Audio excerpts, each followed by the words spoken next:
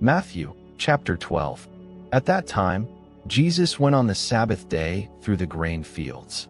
His disciples were hungry and began to pluck heads of grain and to eat.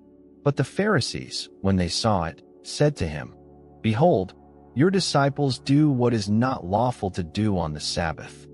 But he said to them, "Haven't you read what David did when he was hungry, and those who were with him, how he entered into God's house and ate the show bread, which was not lawful for him to eat, neither for those who were with him, but only for the priests? Or have you not read in the law that on the Sabbath day the priests in the temple profane the Sabbath and are guiltless? But I tell you that one greater than the temple is here. But if you had known what this means, 'I desire mercy and not sacrifice,' you wouldn't have condemned the guiltless. For the Son of Man is Lord of the Sabbath." He departed there and went into their synagogue. And behold, there was a man with a withered hand. They asked him, "Is it lawful to heal on the Sabbath day?" that they might accuse him. He said to them, "What man is there among you who has one sheep, and if this one falls into a pit on the Sabbath day, won't he grab onto it and lift it out? Of how much more value then is a man than a sheep? Therefore it is lawful to do good on the Sabbath day." Then he told the man, "Stretch out your hand." He stretched it out, and it was restored whole, just like the other.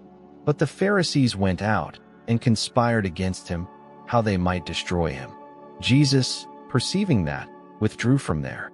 Great multitudes followed him, and he healed them all, and commanded them that they should not make him known, that it might be fulfilled which was spoken through Isaiah the prophet, saying, "Behold, my servant whom I have chosen, my beloved in whom my soul is well pleased. I will put my spirit on him. He will proclaim justice to the nations. He will not strive nor shout, neither will anyone hear his voice in the streets. He won't break a bruised reed. He won't quench a smoking flax, until he leads justice to victory. In his name, the nations will hope." Then one possessed by a demon, blind and mute, was brought to him, and he healed him, so that the blind and mute man both spoke and saw. All the multitudes were amazed, and said, "Can this be the son of David?" But when the Pharisees heard it, they said, "This man does not cast out demons, except by Beelzebul, the prince of the demons."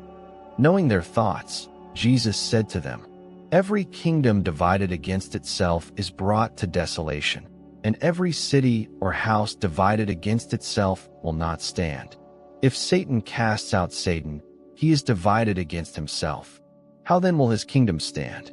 If I by Beelzebul cast out demons, by whom do your children cast them out? Therefore they will be your judges. But if I by the Spirit of God cast out demons, then God's kingdom has come upon you. Or how can one enter into the house of the strong man and plunder his goods, unless he first bind the strong man? Then he will plunder his house. He who is not with me is against me, and he who doesn't gather with me scatters. Therefore I tell you, every sin and blasphemy will be forgiven men, but the blasphemy against the Spirit will not be forgiven men. Whoever speaks a word against the Son of Man, it will be forgiven him. But whoever speaks against the Holy Spirit, it will not be forgiven him, neither in this age, nor in that which is to come. Either make the tree good, and its fruit good, or make the tree corrupt, and its fruit corrupt. For the tree is known by its fruit.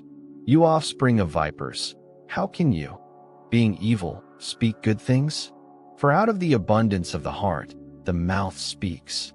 The good man out of his good treasure brings out good things, and the evil man out of his evil treasure brings out evil things. I tell you that every idle word that men speak, they will give account of it in the day of judgment. For by your words you will be justified, and by your words you will be condemned. Then certain of the scribes and Pharisees answered, "Teacher, we want to see a sign from you." But he answered them, "An evil and adulterous generation seeks after a sign, but no sign will be given to it, but the sign of Jonah the prophet. For as Jonah was 3 days and 3 nights in the belly of the whale, so will the Son of Man be 3 days and 3 nights in the heart of the earth. The men of Nineveh will stand up in the judgment with this generation, and will condemn it, for they repented at the preaching of Jonah. And behold, someone greater than Jonah is here.